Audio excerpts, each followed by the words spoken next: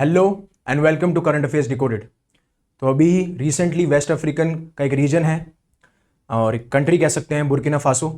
वहाँ से न्यूज़ आ रही है जहाँ पे अलकायदा ने ये क्लेम किया है कि हमने 300 फाइटर्स को या फिर सोल्जर्स को और मिलिशियास को किल किया है। और एक यूएस की रिपोर्टिंग एजेंसी है, उन्होंने भी इस चीज़ को क्लेम किया है। जहाँ पे अलकायदा ये कह रहा है कि उन्होंने मिलिशियाज और सोल्जर्स को किल किया है, वहीं पे कुछ न्यूज़ एजेंसीज ये कह रही हैं कि सिविलियंस भी माने गए हैं।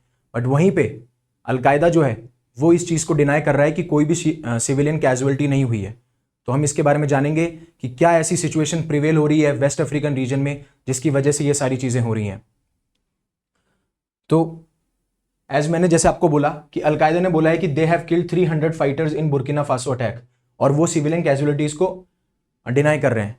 तो अलकायदा की एक एफिलिएटेड एजेंसी है जिसका नाम JNIM है, जमा नुसरत उल इस्लाम व अल मुस्लिम सेड।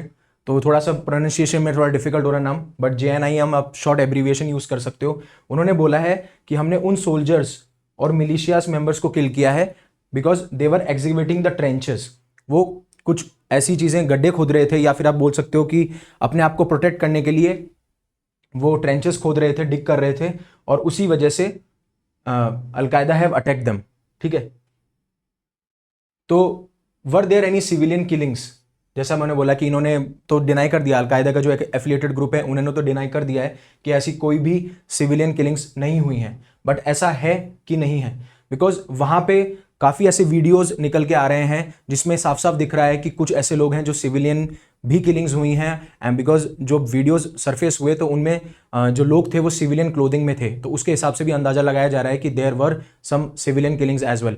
और जो वहां पे लोग थे, जो ग्रुप ऑफ विक्टिम्स हैं, उन्होंने भी ये कंफर्म किया है कि इसमें सिर्फ मिलिटेंट्स और फाइटर्स ही नहीं मारे गए हैं, साथ साथ में सिविलियंस भी मारे गए हैं। तो हम पहले ये जानने की कोशिश करते हैं कि बुर्किना फासो है कहाँ पे, उसकी क्या ज्योग्राफी है और क्या हिस्ट्री है जिसकी वजह से ये अटैक्स अभी भी हो रहे हैं। और इसको पर्टिकुलर डिकेड में, इस डिकेड में और आने वाले सालों में एक डेडलीस्ट अटैक भी बोला जा रहा है। तो जो बुर्किना फासो है, बुर्किना फासो एक अफ्रीकन कॉन्टिनेंट में है। ठीक है, it is an African continent, right, African continent. और ये लाई करती है वेस्ट अफ्रीकन रीजन में। ठीक है, कहां लाई करती है? वेस्ट अफ्रीकन रीजन में। ठीक है, जैसा आप देख सकते हो यहां पे आपको बुर्किना फासो दिखेगी। ठीक है, और बुर्किना फासो जो कंट्री है वो सहेल रीजन में भी लाई करती है। ठीक है, ये सहेल रीजन में भी लाई करती है। अभी जानेंगे सहेल रीजन कौन सा है। और यहां पे काफी टाइम से इंस्टेबिलिटी बनी हुई है। ठीक है, बुर्किना फासो, माली, नाइजर, इन जगह पे काफी टाइम से इंस्टेबिलिटी बनी हुई है। और वो इंस्टेबिलिटी क्यों है वो जब हम अभी आगे आने वाले स्लाइड पे जब सहेल रीजन को डिस्कस करते हैं तब बात करते हैं। तो अगेन जो बुर्किना फासो है उसके बारे में ज्योग्राफिकली मैंने आपको बता दिया, अफ्रीकन कॉन्टिनेंट में, और ये एक लैंडलॉक्ड कंट्री है। लैंड लॉक्ड कंट्री है। ठीक है, लैंड लॉक्ड कंट्री है। थोड़ा सा मैं एक बार पेन बड़ा कर लेता हूं। तो it is a land lock country. ठीक है, और वेस्ट अफ्रीकन रीजन में लाई करती है। तो ये बुर्किना फासो की ज्योग्राफी हो गई। लोकेशन से आपको आइडिया लग पाएगा कि कहां पे अटैक हुआ है। ठीक है, अब ये सहेल रीजन है। तो सहेल रीजन में आप देखेंगे आपके पास में यहां पे मोरिशियाना है, माली है, नाइजर है, चड है, सूडान है, नाइजीरिया है, और यहां पे ये बुर्किना फासो है और ये सेनेगल है। ठीक है, तो ये बुर्किना फासो वाला एरिया। और मैंने अभी आपको बोला ये लैंडलॉक कंट्री है, मतलब कि चारों तरफ से लैंड से घिरी हुई है। जैसे माली हो गया, बुर्किना फासो यहां से सराउंडेड है, नाइजीरिया सराउंडेड है, नाइजर सराउंडेड है, माली से सराउंडेड है, तो that's why it's a land. अब जो सहेल रीजन है, जो सहेल रीजन है वो हमेशा इंस्टेबिलिटी में ही रहता है, मतलब काफी टाइम से इंस्टेबिलिटी में है, क्योंकि वहां पे कोई स्टेबल गवर्नमेंट नहीं है। ठीक है, यहां पे कोई स्टेबल गवर्नमेंट नहीं है। या तो मिलिशिया रूल कर रहा है, ठीक है, या कोई मतलब जनता गवर्नमेंट आप बोल सकते हो, जो भी मिलिटेंट्स के द्वारा ही बैक की जा रही है। ठीक है, मिलिटेंट्स के द्वारा ही बैक की जा रही है। ठीक है, तो स्टेबल गवर्नमेंट नहीं है, इसलिए यहां पे हमको बहुत सारे कूप देखने को मिलते हैं। ठीक है, अभी अभी कूप जो है नाइजर में भी हुए हैं, माली में भी हुए हैं, चड में भी हुए हैं। तो इस वजह से इस रीजन में हमेशा से इंस्टेबिलिटी बनी हुई है। और दूसरा रीजन है कि सहेल रीजन जो है, एक एडिशनल फैक्ट देना चाहूंगा, सहेल रीजन जो है बायोजियोग्राफिकल रीजन है। बायोजियोग्राफिकल रीजन है, बायोजियोग्राफिकल रीजन है कहाँ का? अफ्रीका का। और यहां पे क्या हो रहा है, धीरे धीरे लैंड डिग्रेड भी कर रही है। ठीक है, तो there is a land degradation also, land degradation. ठीक है, लैंड डिग्रेडेशन। उसी की वजह से अफ्रीका ने जो है ग्रेट ग्रीन वॉल इनिशिएटिव को भी लॉन्च किया है सहारा और सहेल रीजन में, जिससे कि जो भी लैंड डिग्रेडेड हुई है उसको हम रिस्टोर कर सकें। Hope you get it. ठीक है, अब बात करते हैं कि अगर बुर्किना फासो में अटैक हो रहा है तो उसके आसपास का एरिया भी इंस्टेबल होगा, और मैंने जैसे बोला कि बुर्किना फासो सहेल रीजन में लाई करता है, तो उसके आसपास का रीजन भी इंस्टेबल है, और जब भी आसपास के रीजन इंस्टेबल होगा तो कहीं ना कहीं उसके आसपास जो रीजन होंगे वहां पे भी इंस्टेबिलिटी आएगी। तो पहले हमें बुर्किना फासो का जो हिस्ट्री है उसको जानना बहुत जरूरी है, because we have discuss the geography, कहाँ लाई करता है, किस तरीके से उसके लिमिटेशंस हैं, because it's a landlock country. तो आसपास के जो स्टेट हैं, आसपास की जो रीजन्स हैं, उसका कितना इफेक्ट पड़ता है एक लैंडलॉक कंट्री में। अब हम हिस्ट्री जानते हैं। जब हम हिस्ट्री और ज्योग्राफी को जान जाएंगे तो हम जो भी जियोपॉलिटिकल सिचुएशन क्रिएट हो रही है बुर्किना फासो में या उसके आसपास के रीजन में, उसको भी बहुत अच्छे से अंडरस्टैंड कर पाएंगे। तो जब मैं बुर्किना फासो की हिस्ट्री की बात करता हूं तो यहां पे जो लार्जेस्ट एथनिक ग्रुप है वो है मौसी। ठीक है, मौसी।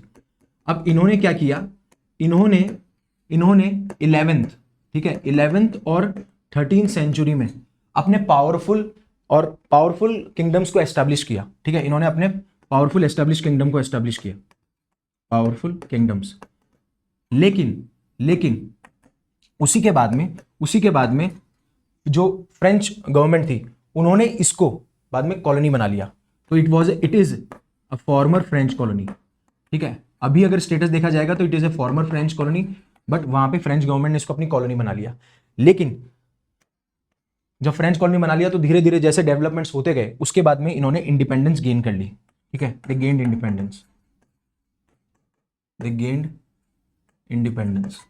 ठीक है, अब जब इन्होंने इंडिपेंडेंस को गेन कर लिया उसके बाद में आपको लगा होगा कि इंडिपेंडेंस आजाद हो गए हो तो जितने भी लोग हैं वो आराम से रह रहे होंगे, रूल कर रहे होंगे। बट बुर्किना फासो की बदकिस्मती है कि काफी टाइम से ये मतलब यहाँ पे ड्रॉट्स भी हैं, यहाँ पे फमीन्स भी चल रहे हैं, यहाँ पे करप्शंस भी बहुत चल रहे हैं, बहुत सारे अटैक्स होते हैं, बिकॉज आसपास का रीजन उतना स्टेबल नहीं है। तो तब से ही ये सारी चीज़ें चल रही हैं। और रिसेंटली तो काफ़ी अनसक्सेसफुल और सक्सेसफुल कूप्स भी हुए हैं। 2022 में तो रिसेंटली 2 कूप्स हुए हैं। ठीक है, तो अगेन मैंने बुर्किना फासो की हिस्ट्री बताई आपको, लेकिन आसपास का रीजन कैसे ज्योग्राफिकली ये इनस्टेबल है, कैसे इसकी हिस्ट्री इसको परेशान कर रही है बुर्किना फासो को। तो मैंने जैसे आपको बोला कि ये फॉर्मर फ्रेंच कॉलोनी थी। ठीक है, और मेजोरिटी जो लोग थे यहाँ पे, मेजोरिटी ये मुस्लिम कंट्री थी। और इनिशियली तो ये जो रीजन था वो जिहादिस्ट वायलेंस से बच गया। ठीक है, बिकॉज वो जो रीजन था वो माली में था। Let me show where it is Mali. तो हेयर यू कैन से माली। तो इस रीजन में ज्यादा जिहादिस्ट वायलेंस था। ठीक है, इस रीजन में ज्यादा जिहादिस्ट वायलेंट था। बट फ्रेंच गवर्नमेंट ने क्या डिसाइड किया, फ्रेंच गवर्नमेंट ने अपने ट्रूप्स भेजे और जो भी जिहादिस्ट वायलेंस थे, जो भी इस्लामिक मिलिटेंट्स थे, उनको इस रीजन से बाहर निकाला। बट जब इस रीजन से उनको बाहर निकाला तो हुआ क्या कि वो धीरे धीरे छोटी छोटी टुकड़ियों में उन्होंने आसपास के रीजन में अपना एस्टेब्लिशमेंट को सेटअप करना शुरू किया। और जो जिहादिस्ट और इस्लामिक मिलिटेंट्स थे जो एक पर्टिकुलर स्टेट से एसोसिएटेड थे या वहीं पे वो अपना वायलेंस कर रहे थे, वो धीरे धीरे बाकी अफ्रीकन कंट्रीज में भी फैलने लगा। तो ये रीजन है कि बुर्किना फासो में और उसके आसपास नाइजर, माली, छड़ में कुप देखने को मिलते हैं और इतनी इंस्टेबिलिटी रहती है, इतने अटैक्स मिलते हैं, क्योंकि इन सारे रीजन्स की वजह से ये सारी चीजें हो रही हैं। और धीरे धीरे हो क्या रहा है कि इतना फ्रस्ट्रेशन हो चुका है, जो वायलेंस चल रहा है उसकी वजह से कूप्स होते हैं। ठीक है, और अभी जो है बुर्किना फासो में जनता गवर्नमेंट है जो अभी एस्टेब्लिश्ड है। ठीक है, कोई प्रॉपर गवर्नमेंट नहीं है। लेकिन हिडन रियलिटी क्या है? हिडन रियलिटी ये है कि डिस्पाइट द जिहादी वायलेंस, डिस्पाइट जो इस्लामिक मिलिटेंट्स जो वायलेंस कर रहे हैं, सेवरल सिविलियंस का कहना यह है कि ज्यादा वो अफ्रेड हैं बुर्किना फासो की सिक्योरिटी फोर्सेस से। ठीक है, सिक्योरिटी फोर्सेस से ज्यादा वो थ्रेटन फील करते हैं। और अभी जो जनता गवर्नमेंट वहां पे चल रही है, that is led by captain Ibrahim Traore. ठीक है, जिन्होंने पावर को सीज किया था, सीज किया था पावर को सितंबर में।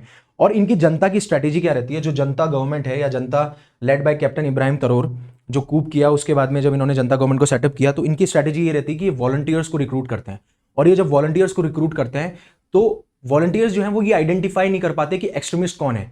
तो जैसे ही इनको कोई लगता है, थोड़ा सा भी संदेह होता है, थोड़ा सा भी डाउट होता है कि ये एक्सट्रीमिस्ट हो सकता है, तो ये उसको मार देते हैं, किल कर देते हैं। और इसी वजह से जो वायलेंस है वो बढ़ता जा रहा है।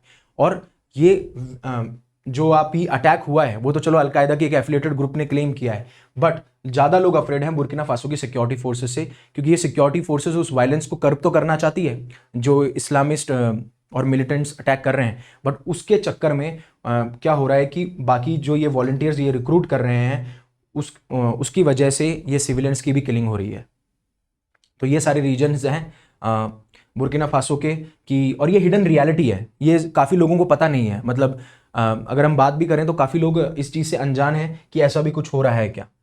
अब इसी बात पे जो यूएन के डायरेक्टर हैं एंटोनियो गुटेरेस, उन्होंने स्ट्रांगली कंडेम किया था बुर्किना फासो के टेरर अटैक को, और जब उन्होंने निंदा जताई तो साथ साथ में दो स्टेटमेंट निकल के आए, मैं आपको बताना चाहूँगा। दो फाइंडिंग्स निकल के आई।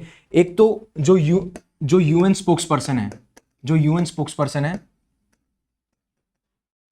उन्होंने अपना शोक जताया, कॉन्डोलेंसेस जताई, ठीक है, कॉन्डोलेंसेस जताई for the group of people, for the group of victims, ठीक है, जो लोग अफेक्टेड हो रहे हैं इस वायलेंस से, प्लस ऑल्सो जो लोग हैं बुर्किना फासो के, ठीक है। लेकिन जब यूएन डायरेक्टर ने ऑब्जर्व करी सिचुएशन को तो कुछ यूएन ह्यूमैनिटेरियंस भी थे, ठीक है, मतलब जो ग्राउंड्स पे जो लोग, यूएन ह्यूमैनिटेरियंस वो लोग होते हैं जो ग्राउंड पे ह्यूमैनिटी को सर्व करते हैं, ठीक है, मतलब फूड देना, उनको शेल्टर प्रोवाइड कराना, ठीक है, उनकी नीड्स को एड्रेस करना। तो उन्होंने बोला कि जो सिचुएशन ग्राउंड पे है इट इज हॉरिफिक, ठीक है। प्लस उन्होंने ये भी बोला है कि there is a prevalence of hunger also, ठीक है, और हॉरिफिक है, हंगर है, लोग मर रहे हैं, भूख से मर रहे हैं, ड्रॉट है, फेमीन है, they are trying their best. तो ये पूरा हमने एनालाइज किया कि अलकायदा के एक एफिलिएटेड ग्रुप ने जो अटैक किया है बुर्किना फासो में, उससे क्या क्या मतलब क्या क्या आप एसोसिएट कर सकते हो, क्योंकि उस रीजन में बहुत सारे मिलिटेंट और इस्लामिस्ट मिलिटेंट जो ग्रुप्स हैं वो एक्टिव हैं। आपके बोको हराम भी उसी रीजन में है, और आपके क्या नाम है जिस ग्रुप की मैंने बात करी JNIM, वो भी उसी रीजन में है। तो ये सारी चीज़ें चल रही है। तो अपने बुर्किना फासो की ज्योग्राफी और बुर्किना फासो की हिस्ट्री जब आप उसको कंबाइन करेंगे तो आप बुर्किना फासो के आसपास के रीजन को ज़्यादा अच्छे तरीके से अंडरस्टैंड कर पाएंगे।